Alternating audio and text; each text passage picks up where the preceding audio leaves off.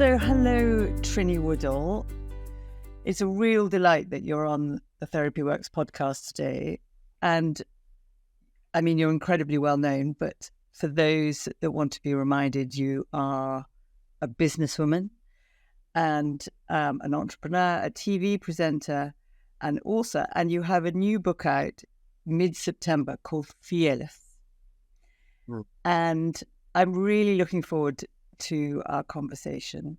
And I thought maybe I'd start with what is a particular challenge you're facing or have had to overcome. And I wondered if it was linked to Fearless, to your new book. I think it is. I mean, the idea of what Fearless represents in your life is interesting because I grew up with a book called Feel the Fear and Do It Anyway. So it's a wonderful book, which I'm sure you know, Julia. And so being fearless, is that to be fearless, to feel the fear and do it anyway? Yes, it damn well is, I should say.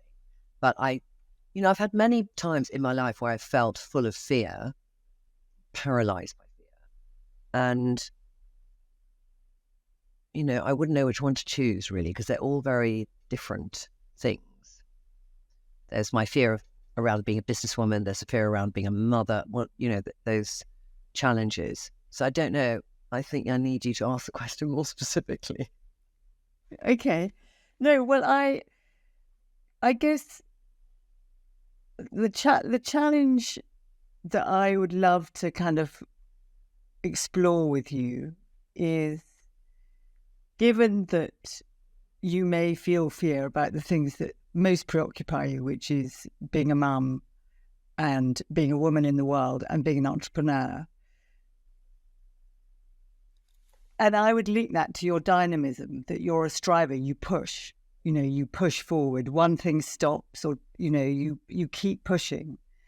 And I was wondering, is your fear of fear linked to your striving, that you have to keep pushing to keep the fear at bay?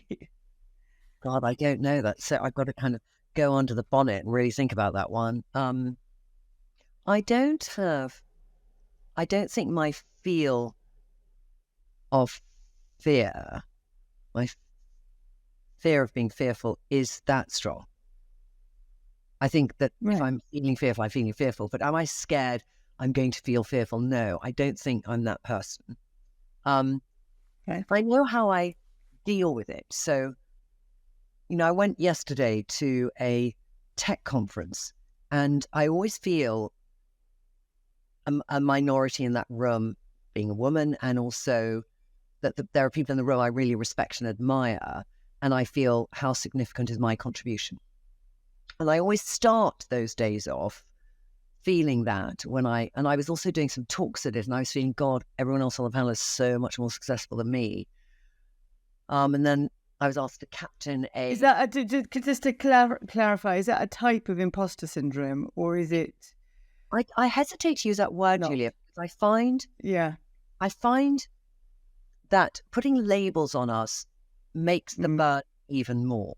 So I don't particularly enjoy this word imposter syndrome, because what that covers in my mind is when you feel uncomfortable because you don't know enough, so you feel you don't have a voice. I feel there's elements of that are in that, what they call imposter syndrome. So whenever I speak to people around it for giving them help or thinking about myself, it's about, how do I gain more knowledge so I don't feel that uncomfortable in that situation? And how do I also remember what I know? Like I think we forget what we know when we're full of fear. So, walking into this thing yesterday, I forget that the business is done really well. I forget that people are interested in what I have to say. And what I do is the thing that I think we all do when we feel that feeling the most, is we compare the exterior of somebody with our interior. When that's really heightened, that's when I feel, do I have the right to be in the room and the right to have a voice? But then that thing of when you asked earlier about, do I thrive on this feeling or does that propel me? I intellectually think those things, but if you met me, you wouldn't think I was thinking them because I'd just push through. So I have this thing, the two run in tandem. I'll feel them internally, but I will still push through. I mean, but that is Susan Jeffers, feel the fear and do it anyway, so that you're aware of what's going on in your head, that you walk into a place, you're aware of comparing your internal feeling, like, do I know enough? Am I legitimate? Have I got something to say? And you compare it with what people look like on the outside. But you also hold and can remind yourself intellectually, even if you don't feel it, I actually have a lot of stuff to say. I have actually got decades of experience, and I have also got the fastest growing beauty business in Europe. So people are going to be interested. But your mechanism of dealing with it, which must come directly from your childhood, is to push through. It isn't, you don't get paralyzed. It's a sticky topic because you are a therapist and it's something that I never like to look at. And whenever I've been in rehab or whatever, it's like, let's look at your childhood, And I've always people have different things that happen in their childhood that do affect them as adults. And I definitely know that things don't just happen overnight. But what's interesting is, because I like to intellectualize things, I always find it really difficult to think, well, what could it have been that made that happen? So it could be, I went to boarding school really young, so I had to push on through there because I didn't have a mother around from 6.5. So I think probably... Wow, that it was young. Yeah, so I'd equate that pushing on through, and I was analysing myself. I would say that I had to look after myself from that age. And so that you learned to be self-reliant and kind of, you had this mechanism that could push through, and you learned that super young. And there's also something about that mechanism in the pushing that feels to me like it then had a kind of trajectory of its own where you just keep pushing. Yeah. I mean, every time something happens, you go to a next thing. Yeah. There's something in this keep pushing, which is a negative, the bit I don't like, which is when you are in a keep pushing mode, you don't take a step back and enjoy your life so much. And I think that's a realization I'm getting to age 59 of, and we've discussed this, how much time we have in our life to enjoy the things we want to do. And because I've never, to this point in my life, thought I've only got X number of years left, I've never had that thought process. And I have some friends, who are reaching 60 and they sort of say, plan for your pension, Trinny, because you might only have 25 summers left. And I'm going, what the fuck? I mean, that's such an inconceivable way for me to think. On every single level, it horrifies me. There's an element of very good practicality in it. There's the fact if you have children, you need to do some financial planning, all those things. But that intellectual idea, I just think it scares me, Julia, actually, when one thinks like that, because I spent all my time living in the moment and powering through.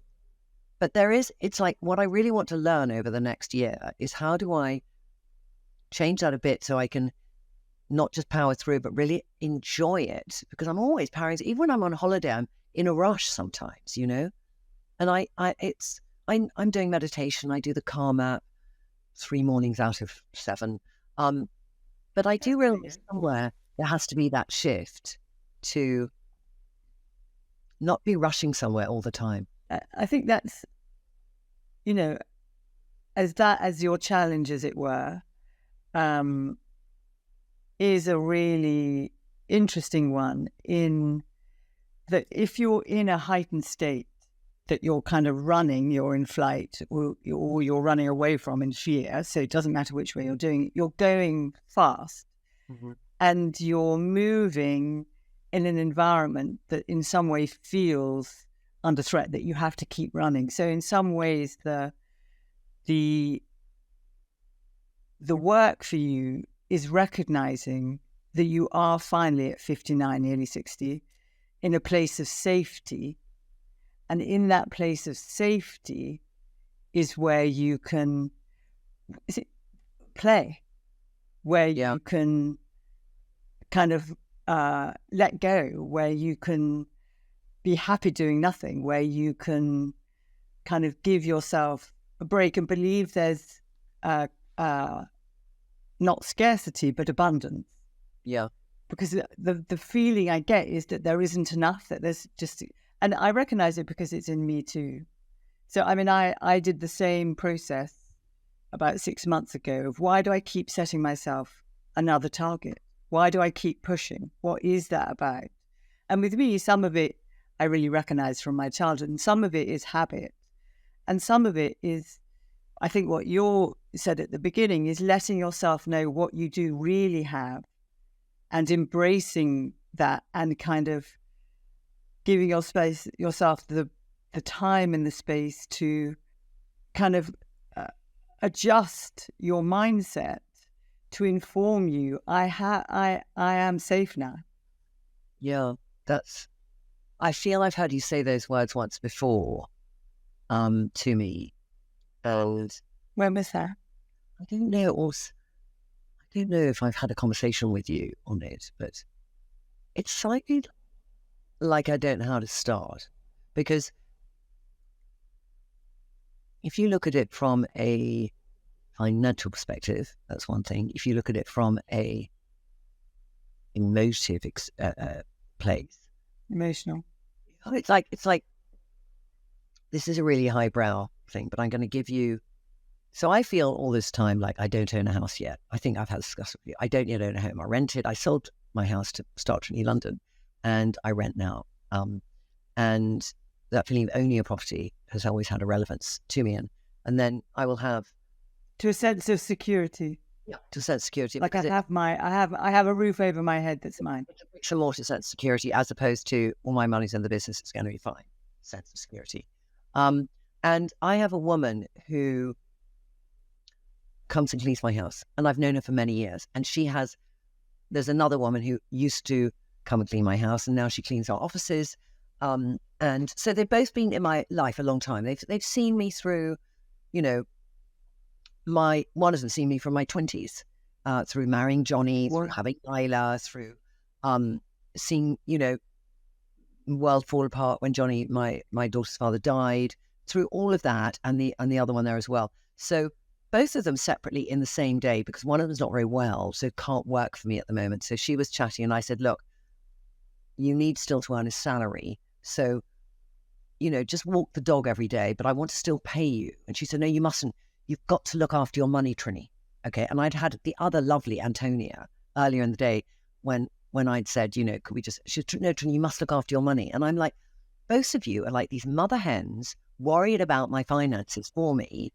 And like, you must save your money. And I said, both of you, it was like, I was telling myself this, but I said, you've both got to have faith. Nobody works this hard and doesn't generate a decent business. I'm doing okay, Maria and Antonia. I am doing okay. So I want to be able to support you whilst you're not very well, to still have a salary. I can still afford to get somebody else to clean the house. Don't worry. But what was so interesting is they were superimposing these thoughts onto my worst fear, which is I might not be okay. And I was having to push back for two reasons. One is I believe if people keep saying something, it will come true. So I wanted to kind of manifesting it. Yeah. Put that God away. Their thing, all right, on one hand. But also, it was a chance in my head to say, Trinny, convince them, because it's true. I'm not going to go from this to zero. I'm not, I put a lot into it. Even if I was run over by a bus tomorrow, I feel there would be a future to the business and Lila would be okay. I just kind of feel that. I don't think it would die a death. You trust that? I think I trust that. I mean, it's difficult because I am in a business where I'm the face of the business as well as running the business, which is challenging. And I want to get to a place where I don't have to be so much the face of the business. And, already the products in the business speak for themselves. But I have this sense. I'm wearing it, by the way, all Trinny. I only wear your makeup. Thank you so much. For years, like 3 years. Or how long is it? 2016. Yeah, 20, 17, yeah. So it is like, this is all about that we have to keep going, isn't it? This conversation, all of this is that. But it was interesting, just that bit of my taking the other side of the coin and saying to Maria and Antonia, I will be okay. Please don't think it's going to disappear tomorrow. But it's also like, I mean, for people listening, and most people listening are women, that we need other people to challenge us sometimes to let ourselves know what we really do know. So if you'd been on your own, you might have had a kind of unspoken fear that I don't have enough to buy a house, or I don't have enough. Yeah. But when they actually voiced your fear, it's like, hang on a sec, fuck off. I'm doing really well. Yeah. And what do you think as a female founder, as a female entrepreneur, do you think we have, and yesterday in the tech industry with lots of men, what's your take of the challenges of women in relation to money, making money, not having enough money? Like we started, there's a very nice girl lots of people start clubs in our office. And one of them the other day said, I want to start a finance club for women. And, this about thing. And I said, that's such a brilliant idea, because it's knowledge that gives us confidence and power. And I think there is definitely something where knowing you can own, understand, and grow your finances, whatever salary you're on, and what the opportunities are, and what's safe to do and what isn't, whether it's like, I'm saving a little bit each week, to I want to invest in something, to I'd like to invest in a startup, whatever your breadth is, to have that financial knowledge. I think women generalistically are still behind, and having that information is really powerful, because then also, if you're a woman in a position where you're thinking, I'd like to leave my partner, but I don't know what that looks like for me financially, that's one of the biggest reasons people don't leave relationships, is because they're worried about how they'll manage and how they'll cope. Yeah. So I think it's so important. And as soon as you start learning, it's becoming, anything we start learning becomes suddenly half as scary. And what do you think? I think you're absolutely right that we kind of hand over the power about money to men, and that we need to own it for ourselves by informing ourselves and getting knowledgeable. But I wonder if there's a barrier to that that's sort of unspoken, that we don't even know that we have, that somehow there's a kind of default that women can't do money, or I don't know. Because my temptation with money is often just like, I have pulls, like I have always worked. So from the moment I was married, I have always worked and earned an income, and wanted to kind of have that and enough independence. But the minute it gets scary, I want to hand it over to other people, because I feel like I'm an ignorant git and I just don't get it. Yeah. So, when I had my own little decorating business, all I would say to my accountant was, tell me how much money I have in my pocket. Is the business okay? Mm-hmm. I just... Yeah. Because it just scares me somehow. There's something about fear with money. I think we need to overcome it. I think it is, there are certain things that keep women from, for example, the gender pay gap at Davos last year, they said it would take 162 years to close the gender pay gap. Okay. Well, that was just on all stats they had brought together for the conference. It was just the most appalling stat that was said at that conference, but not that I was there, but somebody told me. So I do think that we have a responsibility, if we want to feel empowered at our optimum, to overcome things that classically we can say, I'll leave it to them. So in a way, like you're with your partner and, there's washing. Now, you're both not doing anything that weekend, but your partner's probably going to say, I'll leave it to her. All right. But he could actually take responsibility for the washing, because that would really help to just give her a bit of a weekend off as well. Time to... Yeah. So it kind of works both ways. And because one seems to be, there's, more involved in, and one is domestic, they have a different importance. They don't really. It's about knowledge and how to do it, and execution and impact. So you can walk around with dirty clothes a week. You can understand balancing out paying your mortgage and do we have enough to do a holiday this summer? I don't know. They're both equally important in different ways. So I just feel like I have a COO. And I'm the CEO, all right? And we split up a few things.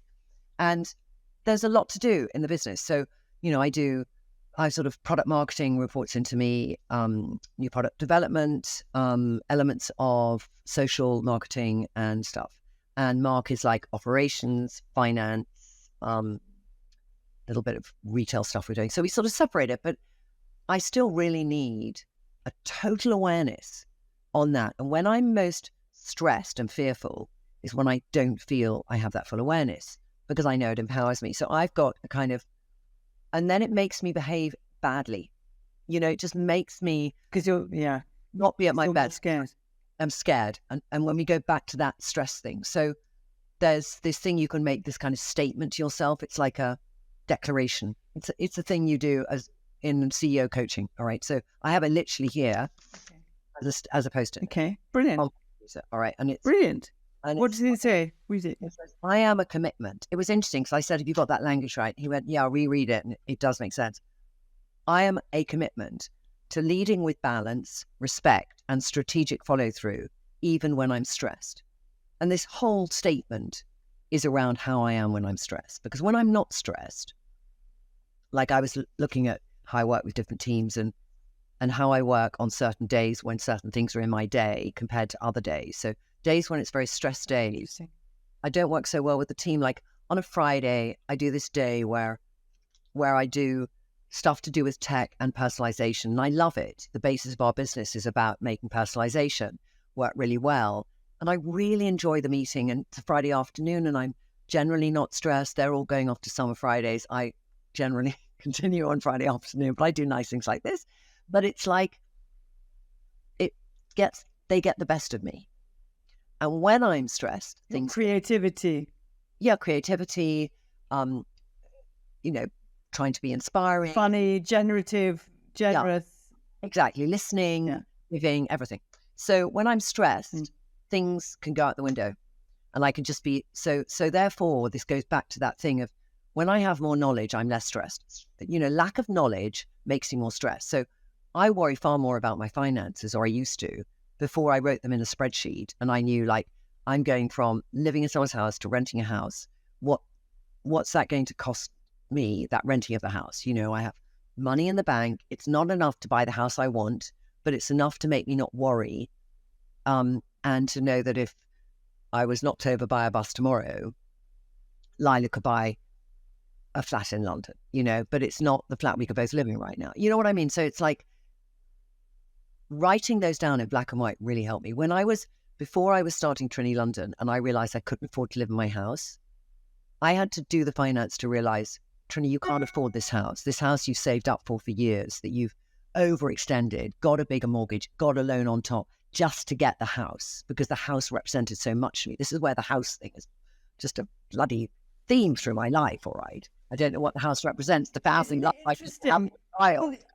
But can we pause there? Because it kind of just squeaked out of you. It did squeak out. God. It did squeak out, yeah. Say it slower. What does that bloody house represent? I'd like to say that sort of family life I didn't have, but I did have a family life. My sister Julia, we had a family life, but it's interesting how the house theme has a lot of importance. And I grew up in a few different houses because my parents moved, country, downsized, upsized, lots of different things. So the consistency of a home, the same home, didn't happen in our family. And probably from when I was a child to an adult, we lived in 1, 2, 3, 4, 5, 6, 7, 8, 9, 10, 11, 12, 13 different houses. Okay.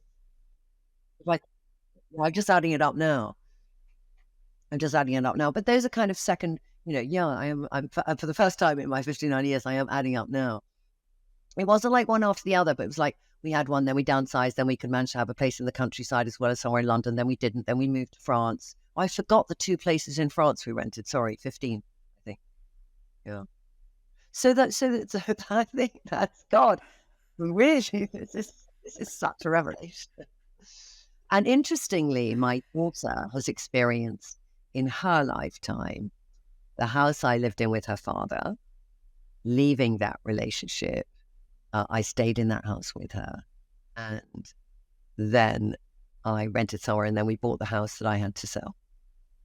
And then we lived for a nanosecond in something I rented, and then I lived with my partner, and now we're here. So she's had 5 homes, and she's 19. But all through that time, she had this chalet in France that I share with my sister. So I hold on to that. I would never sell that, because that's the continuity that I think is really important. I mean, I am completely like gobsmacked and also gripped in that home, roof over our head, has so many meanings, doesn't it? It represents so much. Right. And how patterns kind of recreate themselves. I mean, 5 times is much less than 15 times. Yeah. Honestly, it's a third less. And the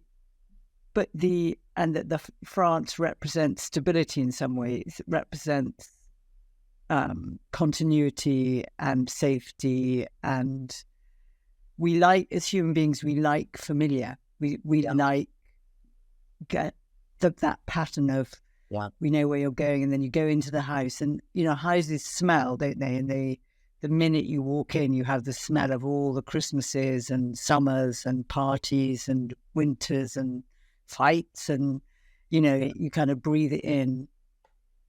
And I imagine, not consciously at all, but the moving created in you a capacity to pivot and change and jump, which has been probably vital to your success, and also created a longing for a place that you can call home, where you can just sit and be safe in your body, in your mind, permanently around your kitchen table. That also represents love in some way. The odd thing in this one, which when I say it doesn't make me happy or unhappy, it makes me feel flat, is that in September, Lila's going to university and she's going abroad. And I will be here on my own. Now, when we moved in here, a week after I moved here, Lila went away for a week. And I realized when she went away that it was the first time, I think, since I was 29 that I'd ever had a night on my own somewhere, apart from traveling, for work. So it was a weird one, because I'm not scared to be on my own, because I quite like to, it's like I like to be on my own when I know at some stage there'll be a return of somebody else. But to be on my own with this, how long am I on my own for, I haven't had yet.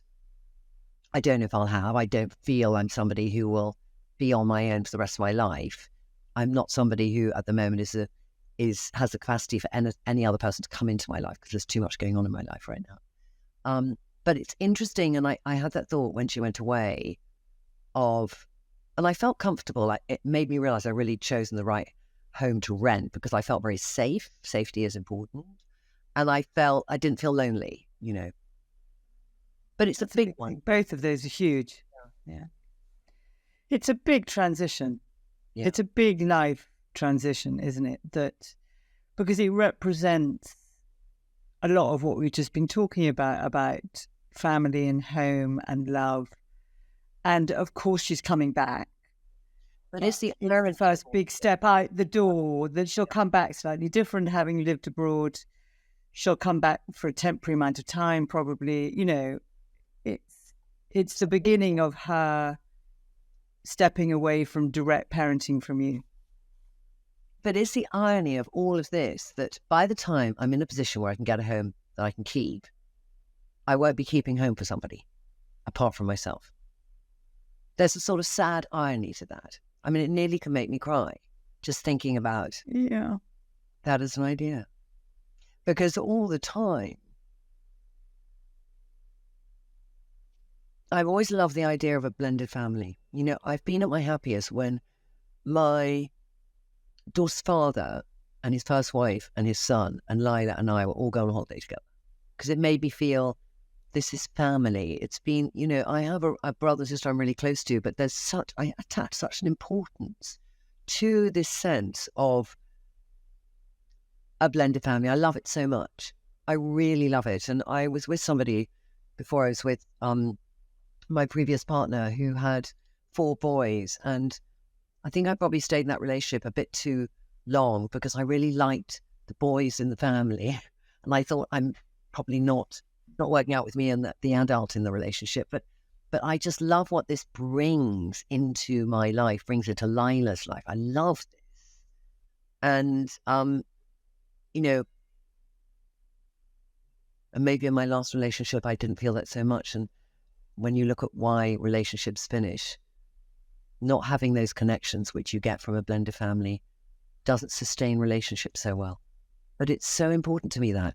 And it's like, am I suddenly going to be in September? I'm projecting now, and I'll leave this conversation. I'll shut it down straight away. Let me tell you, but of where I'll be at that place where I feel Lila's gone. She's starting her journey by herself, and do I still have a chance for this blended family idea, or do I have to just let go of that and think it's okay? It needn't just be about that. I think I need to let go of that as a concept and heal from that as a concept, as it were, to be able to then not let it feel it has such an important impact, or that it means that I will be happy at my happiest if I can create it. And also, like, deep awareness that you're noticing of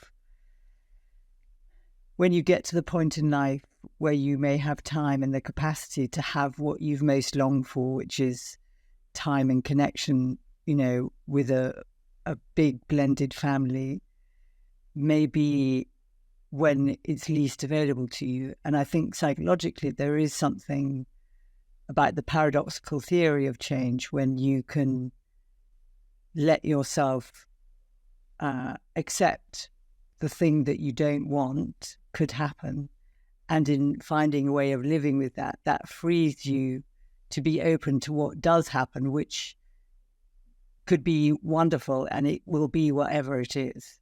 But what you're saying, what you don't want is to have this kind of fixed, almost like haunting longing that interferes with actually the possibilities of your present and your future, which who knows what they could be. Which I think is what a lot of people think, a lot of people feel, you know, at this stage. And I don't want to be that classic mother who falls apart when their child leaves home, you know, kind of thing. And I don't, you know, not that I'm not actually saying that, because not everyone is different. But I don't know, I just been thinking about it. Well, it's definitely a loss, and and I think it's a loss for all of us as parents. And recognizing it as a loss and finding ways of supporting yourself through it, I think, is really important. But also, if I think about you, like when you set your mind to something, my understanding is that you make it happen. So, you know, there's going to be this space when Lila goes, and you know, I've talked about this on the podcast before, there's this space which is a potential, which is a fertile void, which is both a feeling of loss and sadness and kind of longing, and also full of fertility and possibility and trying stuff out and experimenting and letting yourself see iterations of yourself or versions of yourself that you haven't had the capacity before because there wasn't the space. And so not being in a hurry, but giving yourself time between the transitional end of one phase of life and the entry into a new chapter in your life, I think would be very important. And yours, you tend to go fast to kind of get to the next thing, probably because of the discomfort of not knowing. But it's almost like you're saying to yourself, I don't want to do that this time. I want to be different this time. Yeah. And I'm going to write down fertile void. It's a very good, it's so figurative to see the opportunity in it. Because our internal world takes a lot longer than the external change. And so your capacity to adapt, you really learn so young. You have an enormous capacity to adapt. But what I imagine is that it's almost like you're a greyhound that adapts and runs. And so if you can adapt and slow down, that might give you the space to kind of settle rather than keep. Yeah. I had a slow down moment. I was in LA 2 weeks ago and I had a car crash. And it was interesting. That definitely slows you down. Yeah, it was interesting to have that, something coming in to physically slow you down. Like, I felt my manicness when I was in LA because I took on too much. I thought, let me have a holiday with Lila and let me do work. And it's very difficult to do both of them because then I'm kind of stressed that I have to get up early and whatever. And then Lila's not getting the enjoyment of the holiday with me. And I wanted her to have to have a nice time when I wasn't there kind of thing. But I did notice through this week, I was very on edge because there was a few things riding on it. And then I came back from a meeting in the valley and I came over the hill and I turned into my street and a car came right into me at 50 miles an hour and T-boned me into another car. And it was quite an impactful crash and all these bags went off and my knee damaged and everything. And I remember getting up the car and I hadn't been that shaken for, God, like, I don't know when in my life I'd actually ever been that shaken. I mean, I think the only other time... Well, it's a proper crash, right? Yeah, but the only other time I felt that visceral impact on my body was when the police came to tell me that Johnny had died. That kind of like, you're suffocated by that attack on the impact of it, And it was really very similar. And interestingly, when I say that now, I think then what I did, this is such a thing I do, and I literally like pretended I hadn't had a crash in my head. So, I called Lila.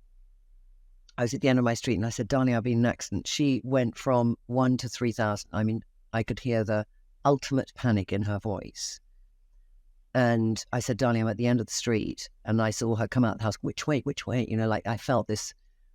And then she was running up the street, and I knew how bashed up the car was too. And she went from anger to upset to fear. All these emotions came out of her. And I sort of thought to myself, in this whole flash of everything, I have such a responsibility to Lila to make sure I'm okay, to make sure I live. I really have that responsibility to Lila, because if I died, the impact to her, having lost a parent already, is just really, we know what it's like. So I have that responsibility. So I kind of then, she said, you really should go to this hospital. And I said, no, I think I'm all right. And then I went home and then some people came to see me and I just put some ice on my body and stuff. And she kept saying, because I was, we went to the airport and it really helped. I said, I don't know why you haven't seen doctor yet, And I didn't. And I came back here and my knee was swollen twice the size of the other. I didn't see a doctor, and I just went to the office and I didn't feel great. And then that weekend, my stepson's mum came around to give me a reflexology. And she gave it to me. And halfway through, I felt profoundly uncomfortable. I said, really, I just want you to stop me. I'm not enjoying this. And she said, I think you should keep going, Trinny. I said, no, I'm feeling so uncomfortable. So uncomfortable, you have to stop. And so she stopped. She said, but just, sleep on it, you'll feel better in the morning. But she left feeling, I withdrew from her because I kind of thought there's something she's done that's made me feel this uncomfortable. So I really withdrew and I said, I'll be fine. But I just kind of wanted her out the house. And I love Millie, great feeling of and you shut down. Yeah, I just shut down and felt uncomfortable all at the same time. And, she said, Trinny, there's probably a bit of that trauma coming out from the crash. And maybe you just haven't allowed yourself to fully feel what did and didn't happen, you know. But it made me slow down. And oddly, since this crash, there's lots of decisions I've got to make about some stuff at the moment where I've been taking a long time to make some decisions. And oddly, I'm not getting stressed and angry. I'm just thinking them through more logically. And I think I have, since then, slowed down a bit because I feel I'm behaving slightly differently. But it took that moment. And it's just, I, with interest, looked at my behavior since then. Yeah.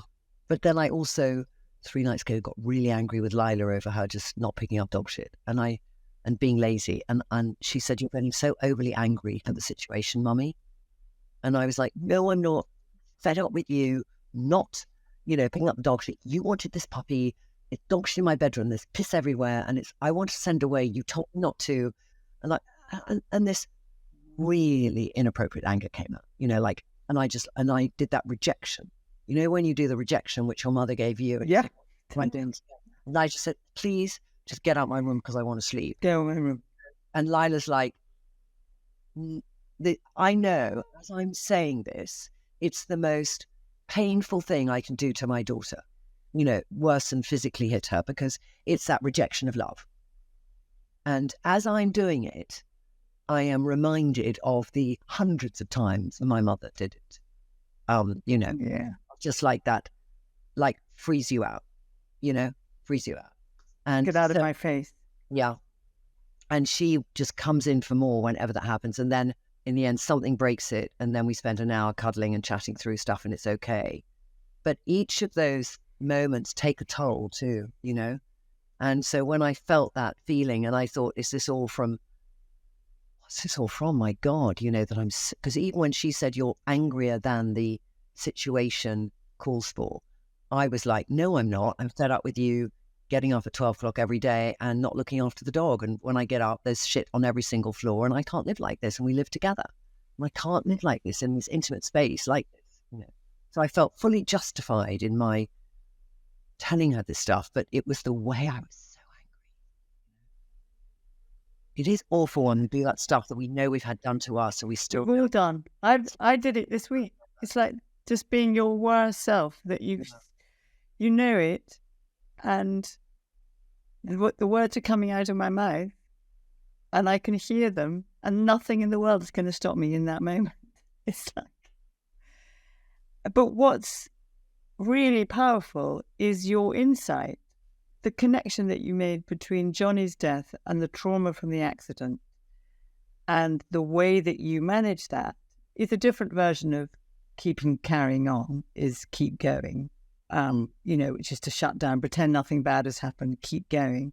But the psychological toll of that is this very heightened state that in some ways distances you from yourself and creates a kind of drum inside you that just feels like Jaws music, isn't it? And so it comes out over dog shit and mess. And but also it sounds like you're really wanting to learn from it, like making these decisions with more thought and less haste, to recognize. It's like you recognized you are actually mortal in a way that you haven't been able to or wanted to before, and that in really recognizing you're mortal, it recognizes your responsibility to Lila, and that what matters more than anything is her. So that reprioritizes how you live your life. If my life is to live and thrive and be healthy, and if that's a lens that informs my decision-making in the future, that's an important lens. Yeah. Can I try one more question with you? It may not be one you want to answer. Yeah. But I was wondering, and I think people listening for their own relationships, whether being a powerful, successful woman and dating men, there's a challenge in that men find that challenging. I don't know the answer to it. I've experienced it in different ways. I've had a pattern of repetition, actually, because when I was with Lila's father... Have you? Have you said the same type? No, I pattern repetition in that statement you just made, because when I was with Liza's father and I started dating him, I was recently in recovery. I just getting a job. I was really at the beginning of stuff, and then through that, I, built up my career. And as that was happening, the opposite in a way happened with Johnny. So we kind of had a very short axis point where we were both at exactly the same place, and proportionally, it was probably like a 40%, 30% was the time Johnny was in that situation, 70% was the time that I was the main breadwinner. Ascending. Yeah. So the dynamic was different, and it's, outwardly, Johnny was never, ever jealous of my success and was my biggest champion, and very proud of me and always bigging me up. And inwardly, he had a lot of demons, and life took its toll. And it was at a time when perhaps I was visually quite well known. And so... You were on telly all the time. Yeah, you were on buses. I remember. I mean, you were super famous. I mean, you are now.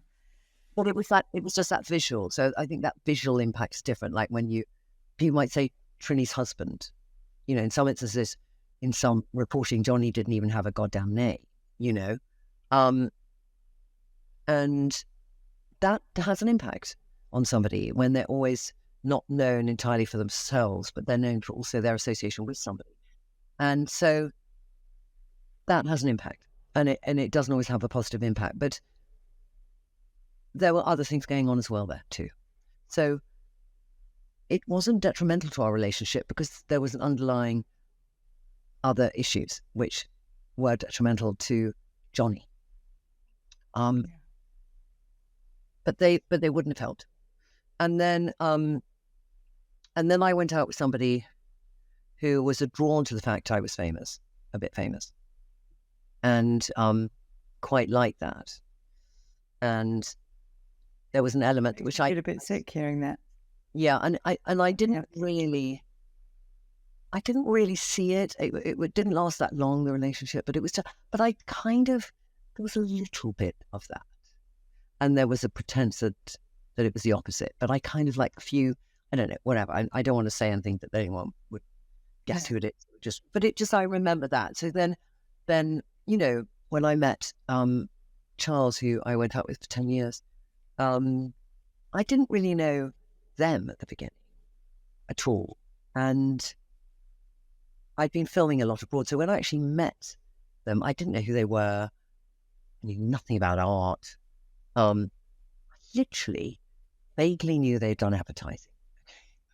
And so I remember the first dinner I had, it was like at the end of the evening, and somebody had sort of set us up, and we had this very animated conversation. And then the next day, this woman called me up, so what do you think? And I said, I found them fascinating, really clever, but I don't know how kind they are, and it was not a comment against the fact that maybe in the public's eye, they have been deemed as an unkind person, because I didn't know anything about them at that stage. It was just a general thing, like, is somebody kind? It's like an important thing to me. It's an important thing, yeah. So quality you mind about. Exactly. When I started going out, there was a lot of press due to things that had happened before I came around. So I was sometimes in that thing of that person's new girlfriend, with my name mentioned because I've been in the public eye a bit, but still in those kind of terms of things. And I was in between I was still doing telly. I remember I was still filming abroad a lot, but I was already having the idea for Trinny London. So I was kind of, funnily enough, out of England, I was more well known in certain countries. I remember those early conversations when you first showed me the stackable pots. I mean, I remember it was literally from you traveling, wasn't it? Yeah. That's how it started. Yeah. And it was that, and I used to travel, and we did these shows in India, in Israel, Australia, Scandinavia. And I was always surprised by where people knew you or recognized you, And so, then I think when you're in a relationship, you just have to have a mutual respect for each other over what you both do. And whether that one person is more publicly doing something or privately doing something. You just have to have that.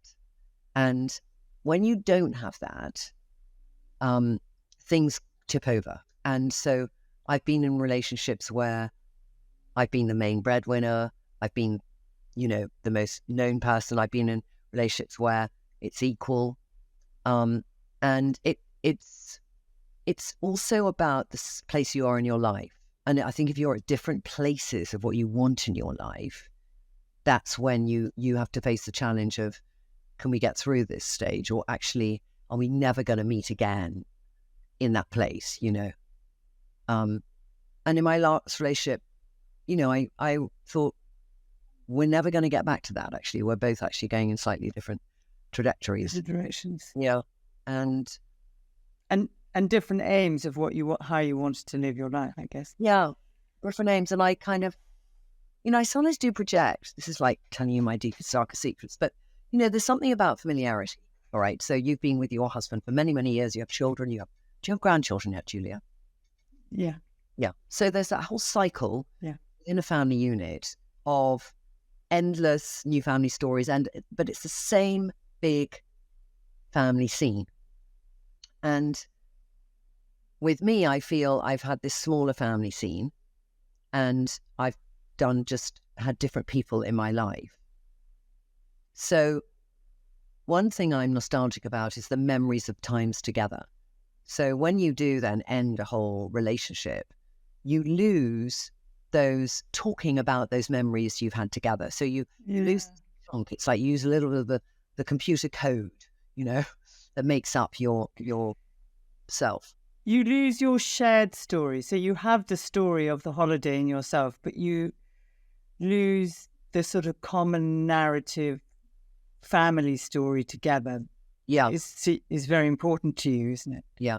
You can't reminisce together about the boat trip or that ridiculous thing when you behave so badly, or it's just, so therefore that chunk. So I obviously have those 10 years with Lila, but I also, there were lots of people I didn't see during those 10 years. So what's also very interesting is that when you start a business, you give it your all. So I literally had time for Lila and Charles.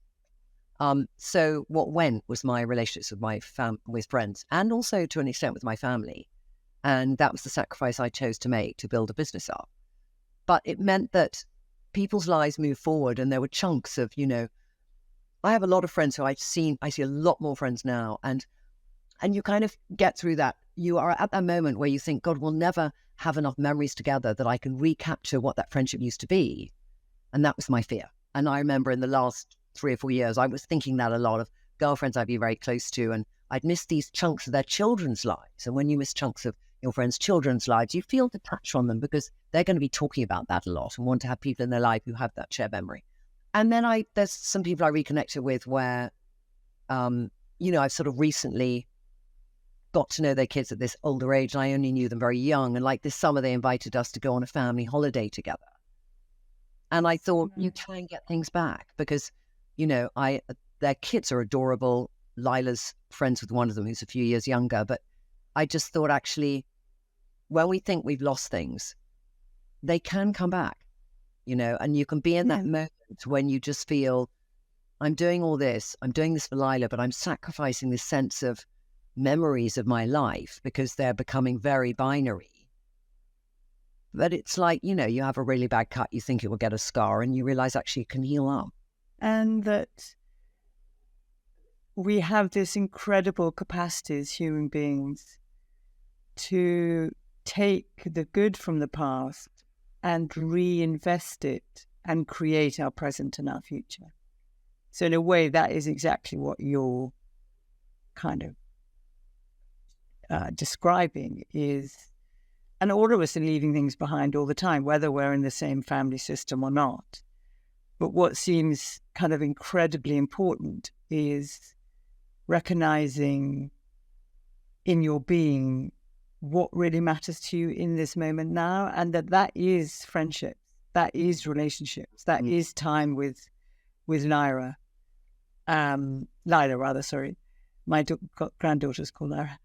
And that you sacrifice a lot for the business. And now linking to the car crash and what you're learning from that, this feels like another way in to say, maybe I can kind of recognize that I've got this far with the business and I can slow down and give myself a bit of space to invest time and me in friendship and relationships and building memories rather than in Trinny London, because Trinny London is secure enough that you will have me and I'll work hard, but I don't have to give it 150% of myself. Yeah. And I think at some stage of the business, you have to make that decision, because I started this business later in my life. Somebody said, you start this business later in your life. And I had to correct them, say later in my life, not late in life. Do you think 50 is late in life? But I think it's true that you have to at some stage, when I meet lots of people who've had businesses, they've really grown, and they just say, you've got to remember that it's, you never die thinking, I wish I worked harder. I mean, it's such a corny thing to say. Well, I've done it so many times, but it's true. It's true. And so if there is a last thing that you feel like you've learned from all that you've gone through, what do you think that is? We've talked a lot about the past today, but I also think it's really important not to live in the past. I really do. And it's oddly one thing I've learned from Charles. Yeah. And maybe that was in a way that he did it well or not well. But living in the past too much means that you're not that happy with your present. And the past was a better time. So it makes you feel even that distance between the two. And instead it would be, I think it's always more beneficial to think, what can I do in my present to make me want to think about my present most of the time? Or not what could be or what has been, And I think what could be and what has been is like looking and thinking, comparing your inside with somebody's outside. I just don't think it goes down a great place. Yeah. So trust in yourself and your present right now. That's a lovely way to end. Trinny Woodall. And good luck with the publication of your book, September the 14th, Fearless. And it's going to be a brilliant, brilliant book. It's going to be a good manual to help you on things. And you can pre-order it now. And good. Hello, Emily and Sophie. This is like being back at the beginning of an autumn term, starting again. And I was so moved by my conversation with Trinny. She was kind of courageous and open. And I think we really kind of moved in the session. And I wondered what your thoughts are. I really loved the way Trinny is so authentically herself and how much that comes across without sort of speaking to anything specific that she said. But there was a lot of things that really resonated with me. And one was to do with women and money and knowledge, and how I definitely feel like as a woman, I am a child when it comes to finances, and I kind of just put a blindfold on. And I really think that as well as teaching more about emotions and body regulation and mindfulness in schools, they should also really teach more about like money and how to look after your money. And like, I don't think I even really knew what a mortgage was until I was like in my 30s, like, which is ridiculous. And for a decade, yeah. Exactly. And also embarrassing, even to admit it. I feel myself getting hot and like, oh God. So I really resonated with that, and how I think knowledge really is power. I had the same. I'd put a note, why aren't finances taught in schools? And then I thought I'd love a finance club rather than a book club. I love my book club. It's not that I don't want a book club. But to have a group of women that like regularly sat down and go, how do we do this? Well, that would mutually empower, because there's so many questions things I don't understand that I assume other women might, or we could go and find out. There's some sense of, I'd like to have that. I wrote also, knowledge is power. But I feel like I don't need a finance club. I need a finance teacher. So I would like be like, I have nothing to contribute to this finance group beyond like, oh shit, I don't know anything. And given that the theme through our whole conversation was about fear and how to protect ourselves from fear, and that thing around money, as you're talking, is, of course, when we're in a fearful state, our brain doesn't work. We can't think properly. So even if you did know anything about money, when you're kind of grappling like that, anything you did know goes out the window. So it does need to be a kind of foundational understanding that is with us all the time. But also there is a kind of bias. You're saying it's about women, because I mean, I imagine there are lots of men that don't know about money. Yes, I think that there are. And I do also think that sometimes what can happen in lots of different ways in relationships, that I think Trinny kind of referred to it, is that it's like, okay, well, this is, you have this stuff and I have this stuff. And I think often in sort of gender stereotype relationships, the man is like, I take care of the finances. Yeah. The woman is like taking care of the home. Actually, it doesn't happen like that in my marriage, in our family. I think both of us feel like we don't know what we're doing. Great. So I think we'd just sort of try and figure it out together. But I think that is the more sort of stereotypical norm, I think, isn't it?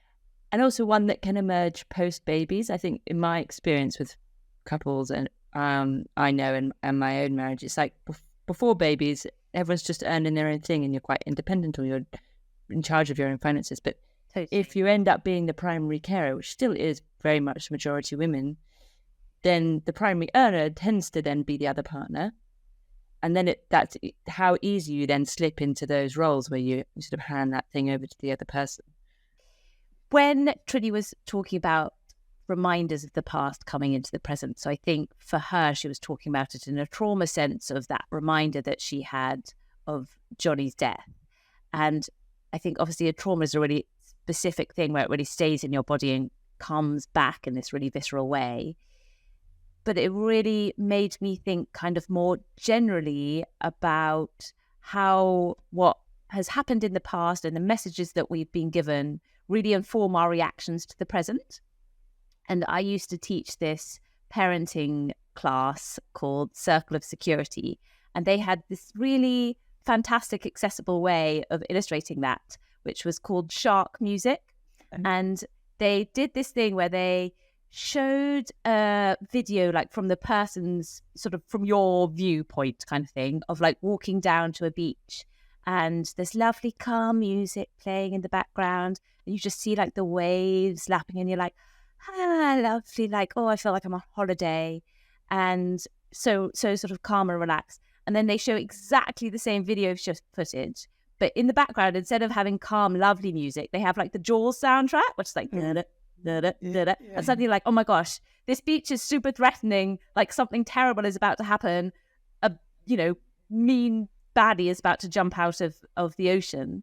And I think that what it is illustrating is how you see an event and respond to an event is totally, like not totally, but largely based on the way that you're perceiving it. And this can be particularly true in your child's behavior. So your child can be presenting with a really developmentally typical, safe, maybe challenging behavior, but the way you react to it, if it's your shark music, then you're going to have a very big reaction to it. So for example, say you have a super controlling toddler, which like most toddlers are, but you've also had in your past a very controlling relationship with a parent or a partner. Mother. And that mother, no, you weren't really controlling. And then suddenly you've got this toddler who's bossing you around and saying no and doing all the controlling things that toddlers do. But if you've had that experience in the past, then you might have this really big reaction to what is a very developmentally typical behavior because your shark music is playing. And so you might go like, oh my gosh, he's turning into my dad, my whatever. And I think it could be really helpful to think about actually, what is my shark music? What is the thing that sort of just presses a button inside and stops me seeing the reality because I'm actually being so informed by my past. And I thought to her honesty that you referenced before, Mum and Em, is the antidote for what she, that thing of sort of comparison is the thief of joy. Like by actually hearing what someone's insides are like. Or, she gave that little vignette of her with her daughter saying, I did the one thing that I remember my mother doing, or, and I would notice that I just so recognized that for myself with my own children. And I really remember Mum once you sent a little like clip on a WhatsApp that just had a little image. I can't remember exactly what the image is, but the quote was, I used to think I was a nice person until I had children. Yes. I thought that was like, it's so true, it's so true. And now with my children, I get so mad, or I can do things like, that is like really badly behaved, Sophie. And it is those moments, isn't it? And when you get triggered or you've had a bad day and your stress levels are up, and I really recognize that. And what you always say, and I find comforting, is the sort of power of repair. That you might act out your shark music. That doesn't mean you can't go then and repair that moment with your child that time or later on. Yeah, you definitely can repair, but also repair when you are properly calm. Don't try and repair too soon, because I think sometimes you just want to fix it, and then you're like, you feel bad, and that doesn't usually work so well. Yeah, or when they're not calm enough either.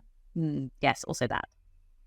The other thing that I thought, particularly the stages of life that you're at, but actually has been really true for me, both the symbolic and heart image sense of having a home, having a roof over your head, and how she talked about that. And in some ways that it kind of framed this idea that maybe all of us have of the safety is having your own home, whatever that looks like. I don't know if you had any thoughts about that. See? I mean, for me, that just speaks to an anticipated state, as in we have bought a home and not moved into our home. And I definitely have the fantasy that that's how it's going to feel. And I'm sure for many people that's true. That's some sense of, that's going to be my base and that's my security. But I don't actually know if that's true yet, because we haven't lived as a family in our own home before. I think so. Actually, Sophie and I had this conversation a few weeks ago when I was like, because this is really boring, because this is that I moved into my house pretty much exactly a year ago. And like, again, it was like our house as a family, first house we have lived in. And I've just been like so boringly excited about it and telling Sophie how amazing it was. And Sophie was like, yeah, but if there was like something fundamental wrong in your family, like moving into a lovely house that's your house, it probably wouldn't fix it. And I think I was like, yes, no, that is true, but it's still good. That does really help. Like just having I mean, it did. Obviously, it doesn't fix a really deep problem or like problems in relationships. I mean, for me, having rented for years and years and years and years, and also having moved house, I want to say like 7 times in the last 8 years, having somewhere where I know we're going to be at least for the foreseeable future, it does give me like an internal security. And I if you're thinking, I went to this trauma conference at the weekend, and I was thinking about the polyvagal system, where you're in your autonomic aroused state, or your ventral vagal safe state, or dorsal kind of shut down state.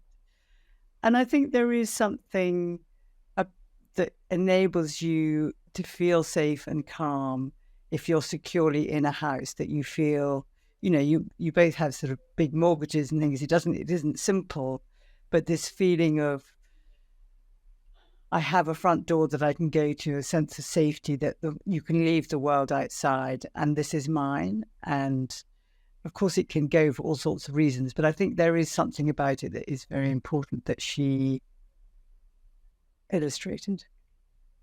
I think so, as long as you feel safe in your home, which I think is a privilege to have home as a place of safety. But if you have that, then yeah, I think it really helps.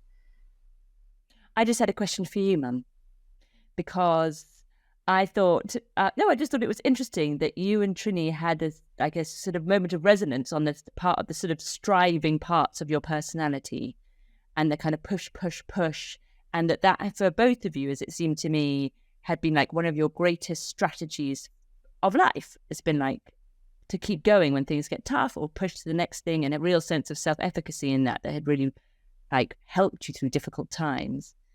And also then we're sort of wrestling with the letting go of that and the sort of And you were saying you'd been trying that for the last year. And I just wondered what it has been like in that process of trying to put it aside. Because on the one hand, I'm imagining, well, maybe that's quite nice.